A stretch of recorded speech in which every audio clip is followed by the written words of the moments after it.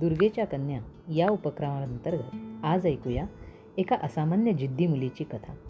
मनात जिद्द असेल तर कुठलंही स्वप्न पाहता येतं आणि ते सत्यात उतरवताना कशाच्याही, अगदी शरीराच्या मर्यादाही आड येत नाही.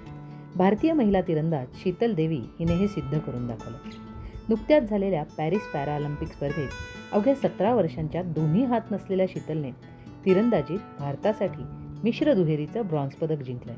होय, शीतलला जन्मापासूनच दोन्ही हात नाहीत. फोकोमेलिया या विचित्र आजारामुळे तिचे दोन्ही हात विकसितच होऊ शकले नाहीये. जम्मू काश्मीरच्या लोहदार गावात जन्म झालेल्या शीतलचं आयुष्य सुरुवातीपासूनच संघर्षपूर्ण होतं. पण ही मुलगी कधी आपल्या दिव्यांगत्वाचा बाऊ करत बसलीच नाही. ती आपल्या बरोबरीच्या मुलांबरोबर खेळायची, पायांच्या साह्याने अगदी झाडावरही चढायची.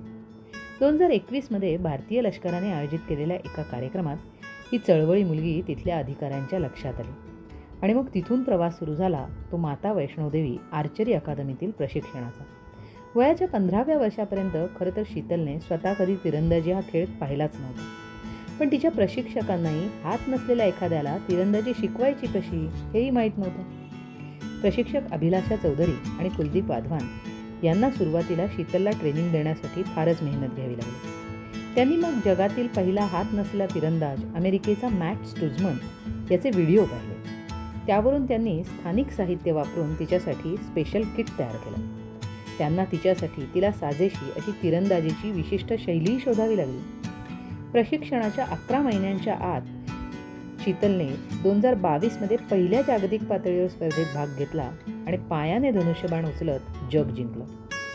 2022 आशियाई पॅरा गेम्समध्ये 2 सुवर्ण आणि 1 रौप्य, 2023 वर्ल्ड तिरंदाजी पॅरा चॅम्पियनशिप स्पर्धेतलं रौप्य पदक, नुकत्याच झालेल्या पॅरिस पॅराऑलिम्पिक 2024 मिश्र दुहेरीतलं ब्रॉन्झ पदक, असे एकापेक्षा एक पराक्रम शीतल करत चालली आहे. जानेवारी 2024 शीतलला राष्ट्रपती द्रौपदी मुर्मू यांच्या हस्ते अर्जुन पुरस्काराने सन्मानित करण्यात आले.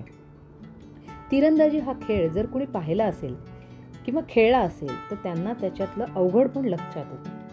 स्टुलावर बसून पाय आणि तोंडाच्या साह्याने तिरंदाजी करणाऱ्या शीतलला पाहताना कमालीचं कौतुक म्हणूनच वाटतं. आज शीतल देवी जगातील हात नसलेली एकमेव महिला तिरंदाज आहे. लक्ष्यभेद करणारे शीतलचे बाण तिच्या दुर्दम्य इच्छाशक्ती आणि विजयाचे प्रतीक आहे. ती म्हणते, कोणालाही कसल्याही मर्यादा नसतात आणि ती जर हे करू शकते तर इतर कोणीही करू शकतं.